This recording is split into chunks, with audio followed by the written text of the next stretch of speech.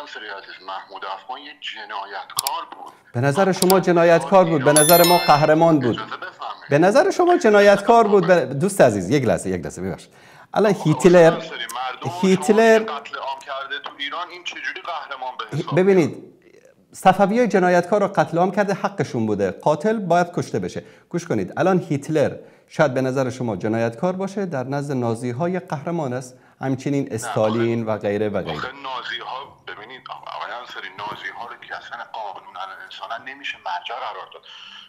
جنایته. اما من میخوام اینو به شما بگم، محمود افغان به ایران حمله کرد، جنایت کرد، آدما رو کشت، شهرها رو آتش زد، دزدی کرد.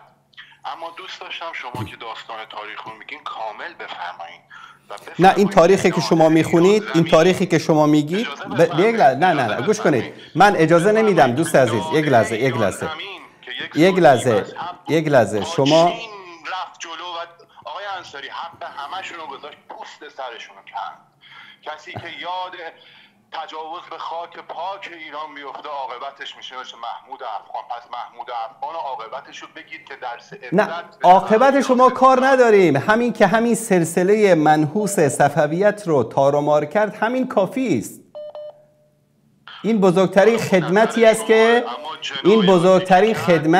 که دوست عزیز این خدمتی است. ببین این خدمتی است که ایشون نه تنها برای ملت ایران بلکه برای بشریت انجام دادن که یک طایفه‌ای، یک سلسله‌ای، یک حکومتی که یعنی دشمن بشریت بود رو این رو نابود کردن. همین کافی است. خدا کنه که بعد از اون هر بلایی سرشون اومده باشه. در یک جمله به شما بگم صفویه کی بود و چه کرد، فقط در همین حد به شما میگم که این دوست قبلیمون که زنگ زد البته طرفداری خامنه‌ای رو کرد، من اونجا باش مخالفم، اما اونجایی که گفت بعد 900 سال اولین حکومت مستقر ایران بعد از حمله اعراب به ایران تشکیل شد، یک و دو تو یک جمله به شما بگم صفویه چیکار کرد برای ایران. صفویه 220 سال ایران رو در کنار بزرگترین قدرت جهان که تمام اروپایی‌ها ازش شکست خورده بودن حفظ کرد. با خیانت، با جنایت. حالا شما ببینید، من یک سوال از شما میپرسم. خب بر بخوره دوست عزیز، بر بخوره، چون مشکل ما با صفویت مشکل نژادی نیست دوست عزیز. نه من مشکل ما با صفویه ببینید مشکل ما با صفویه مشکل نژادی نیست. یقین داشته باشید مشکل ما با صفویه مشکل اعتقادی است، مشکل مذهبی است، مشکل دینی است، مشکل انسانی است. شما یک سوال از شما میپرسم، از الف تا یا از روزی که صفویه در ایران حاکم شده تا روز سقوطش، شما یکی از خدمات اینها رو به انسانیت، به ادبیات، به بشریت بگید. خواهش میکنم. 220 سال خاک پاک ایران رو از عثمانی به دور نگه داشتن. آقای انصاری شبهاتی که من دیگه من توقع نداشتم شما شعار بدید دوست عزیز. انگلیس دست به یکی کرد. اجازه میدیم من جوابشو بدم خدمتتون؟ بله. من دوست عزیز، من توقع داشتم انسان فهیمی مثل شما که بارها باتون صحبت کردم، منطقی، عقلانی، علمی صحبت کردید، حداقل در این مسئله، یعنی اون مسئله نژاد و قوم و فلان و اینها رو بذارید کنار، علمی و منطقی یعنی صحبت بکنید. من میگم در دوران صفویت شما یکی از خدمات صفویت به اسلام، یکی از خدماتشون به ادبیات فارسی حداقل، یکی از خدماتشون به بشریت رو بگید. بفرمایید. ببینید جناب انصاری عزیز، من از منظر یک ایرانی، من یک انسان ایرانی هستم و دوم مسلمان. من از منظر یک ایرانی مسلمان صحبت میکنم، نه از منظر یک مسلمان بیوطن. اول ایران رو حفظ کرد، 220 سال در کنار بزرگترین قدرت جهان خاک پاک ایران، امپراتوری که 7000 سال از زمان ایلامیان بوده رو حفظ کرد که امروز ما هنوز وامدار صفویه ایم که غرب کشور حفظ شده. خب دیگه چی کار کرد؟ آقای انصاری شما تشریف ببرید اصفهان، سازه های هنری و فرهنگی که در زمان صفویه که مایه اعجاز جهانیانه، از اروپا میان با دهن باز برمیگردن. شما تشریف ببرید ساختمون ها، پل ها، کاروانسراهایی که در زمان صفویه برای این مملکت ساخته شده، از نظر هنری، از نظر معماری، شما میفرمایید که صفویه با انگلیس‌ها دست به یکی کرد. من به شما با جرئت میگم بله این کارو کرد، اما چرا این کارو کرد آقای خب یک لحظه کل داستان رو میگم. یک لحظه. الان من از شما یک سوالی پرسیدم، خدمت به ادبیات فارسی، خدمت به اسلام، خدمت به بشریت. شما گفتید حالا 33 پل اصفهان رو ساختن، یا 4 تا بنای تاریخی ساختن. خب این رو روس‌ها هم ساختن، آمریکایی‌ها هم ساختن، یعنی هر که اشغالگرام اومدن در هر کشور بناهایی ساختن که امروز وجود داره. این که نشد. مثلا ما قبل از صفویت در ایران سعدی رو داشتیم، حافظ رو داشتیم، خیام رو داشتیم، زاکانی رو داشتیم، فردوسی رو داشتیم. بعد از اسلام تا زمان صفویت ما صدها هزار عارف و شاعر و عالم و مفسر و محدث و که شما ببینید در همین نیشابور امام محمد بن اسماعیل بخاری بزرگترین مدرسه داشت، امام ابوزرعه رازی بزرگترین مدرسه داشت، امام مسلم نیشابوری بزرگترین مدرسه داشت. امروز در اسلام بزرگترین خدمات را به حدیث، به تفسیر علمای فارسی زبان در همین جغرافیای ایران انجام دادن. بعد از آمدن صفویت شما یکی از خدمات اینها را به اسلام و به انسانیت و به ادبیات فارسی حداقل نشون بدید. شما هی تاکید میکنید بر اسلام. اون اسلامی که شما مد نظرتونه سنیه. من یه شیعه‌ام، از نظر من به اسلام شیعه خیلی خدمت کرد، هنوز ما وامدارشیم. منتها شما چون به اسلام سنی خدمتی نکرده و مبارزه کرده میگه هیچ خدمتی به اسلام نکرده. یکی از خدماتش من به شما میگم آقای محترم، یکی از خدماتش من به شما میگم. همین که شما شیعیان در عاشورا به سر و کله‌تون میزنید، همین یکی از خدمات صفویاست که در ایران برای اولین بار عزاداری، سینه زنی، زنجیر زنی، قمه زنی، علم برداری، به خیابونا ریختن، لباس سیاه پوشیدن، به سر و کله زدن در زمان صفویت رایج شد. این اولین خدمتی که به شیعه کرده. بابا جان به شیعه هم خدمت نکرده. کاری که کرده یک رسم و رواج‌هایی رو آورده که تا روز قیامت شما باید به سر کله خودتون بزنید. تا قبل از صفویت شیعه عزاداری میکرد، شیعه به سر کله خودش میزد. ببینید جناب انصاری عزیز، صفویه اولین حکومت رو بعد 900 سال برقرار کرد. مرزهای ساسانی و مجدد به ایران زمین برگردوند، مرزهای ساسانی رو احیا کرد تا شرق مدیترانه رو دوباره برگردون به این خاک پاک. خب روس‌ها هم اومدن آسیای میانه رو گرفتن، افغانستان رو گرفتن، بخارا رو گرفتن، سمرقند رو گرفتن. آقای محترم میگم اتحاد جماهیر شوروی آسیای میانه رو گرفت، افغانستان رو گرفت، مرزهایش رو از چین نمیدونم تا ایران، از نمیدونم از دریای سیاه گرفته تا اینور تا خلیج فارس تا اینجا امتداد داد. یعنی چی؟ این کشورگشایی‌ها و این خراب کردن و این ظلم و ستم کردن دلیل بر حقانیت هست؟ اگر اونطوری باشه اتحاد جماهیر شوروی هم یکی از برحق‌ترین امپراتوری‌های دنیا هستن. جناب انصاری عزیز، امپراتوری شوروی ملک‌های مردمان دیگر رو گرفت، ایران مال خودش گرفته بود و پس گرفت، فلات ایران رو پس گرفت. بابا جان از تبریز شروع میکنه همه سرزمین خراسان رو.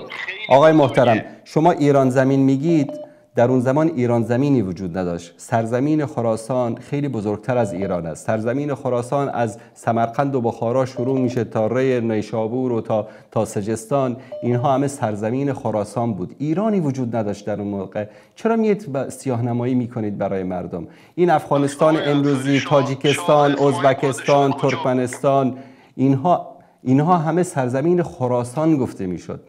آقای محترم حتی اسماعیل پادشاه کجا بود؟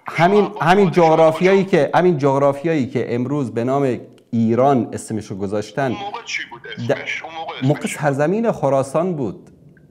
آقای انصاری عزیز، سرزمین فارس بود عزیز دلم. فارس بود، خراسان بود، فارس بود، خراسان بود. هم معنا هستن.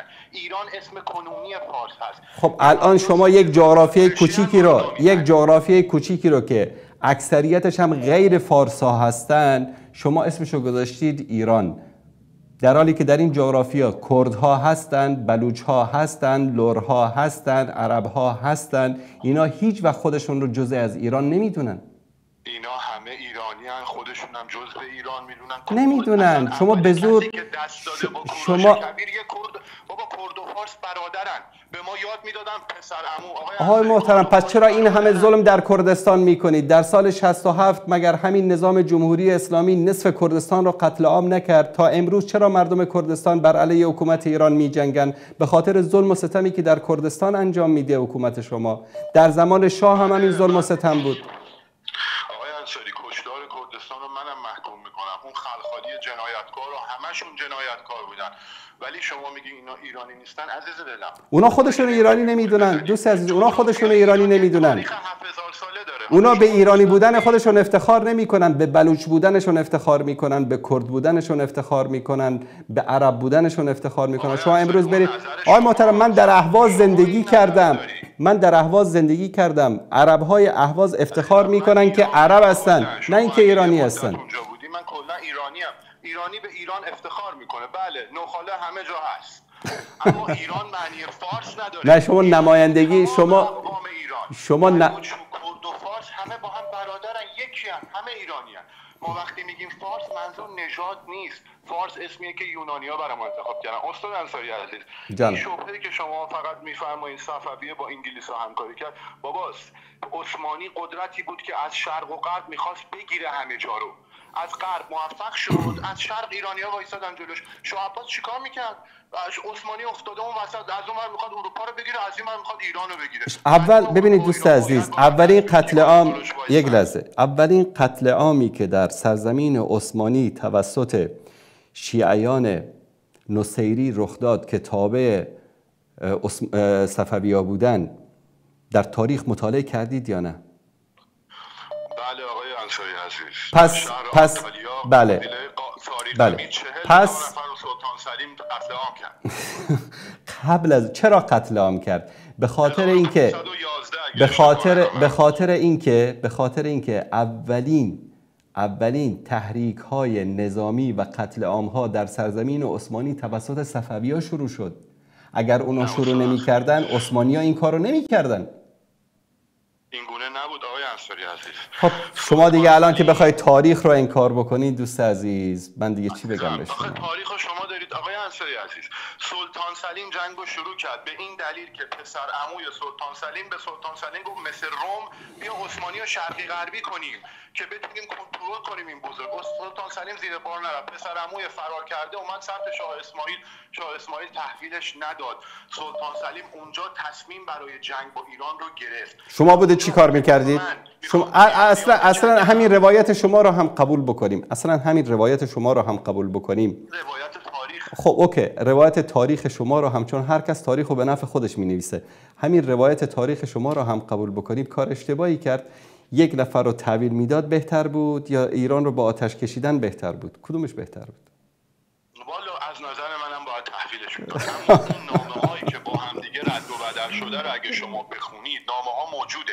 تو عثمانی هم هست، تو موزه توی استانبول هست که هر دو به هم دارن از همدیگه به قول معروف با هم صحبت میکنن. سلطان سلیم وقتی که میگه اینو بفرست، شاه اسماعیل میگه تو مرام ما کسی که پناه میاره نیست که تحویلش بده. تو مرام شاه اسماعیل صفوی این بوده که نصف ایران رو قتل عام بکنه چون سنی هستن. تو مرامش این نبوده که یک نفر رو تحویل بده. آقا انصاری نکش چون سنی هستن. شاه اسماعیل این کارو کرد. اولا نصف ایرانه که نکش به خاطر اینکه سربازان ایرانی. آیا اکثریت ایران سنی بودن یا نبودن قبل از صفویت؟ ایران از بین میرفت. آیا قبل از صفویت اکثر ایران سنی بودن یا نبودن؟ اصلا قبل صفویت دیگه ایران از بین رفته بود. همه هم سنی بودن. هر منطقه‌ای هم برای خودش. چی شدن این سنی‌ها؟ آقای محترم، نیشابوری که 100% سنی بود، چرا امروز در اونجا یک سنی نیست؟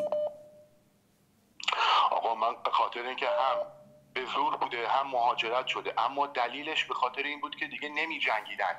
سرباز میگفت الان امروز تو جنگ یه نفر نجنگه اعدامش میکنن، سرباز میگفت سنی مسلمون نمی جنگم. اینم به این نتیجه رسید اگه ما بخوایم مسلمون سنی بمونیم ایران میره زیر لوای عثمانی و درست هم فکر کرده بود. تشکر چیکار کرد؟ ما رو کافر که نکرد، ما رو مسلمون نگه داشت. آقای انصاری ما رو کافر که نکرد.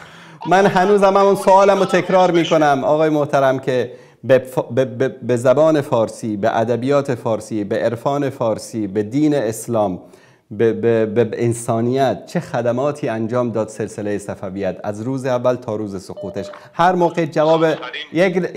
موقع جواب معقولی پیدا کردید در برنامه بعدی زنگ بزنید، من در خدمت شما خواهم بود. تشکر. استاد انصاری عزیز، بزرگترین کار این بود که بعد 900 سال ایران رو احیا کرد، 220 سال بغل عثمانی ایران رو تشکر از شما. و امروز ایران یک پارچه. به چه قیمتی؟ به چه قیمتی؟ به قیمت دین، به قیمت شرف. به هر قیمتی که بود آقای انصاری. حفظ ایران به هر قیمت. مگه ما با عراق جنگیدیم 1 میلیون کشته ندادیم آقای انصاری؟ به هر قیمتی خاک پاک ایران باید حفظ بشه. قربون شما، خدا نگهدار شما. خدا نگهدار شما.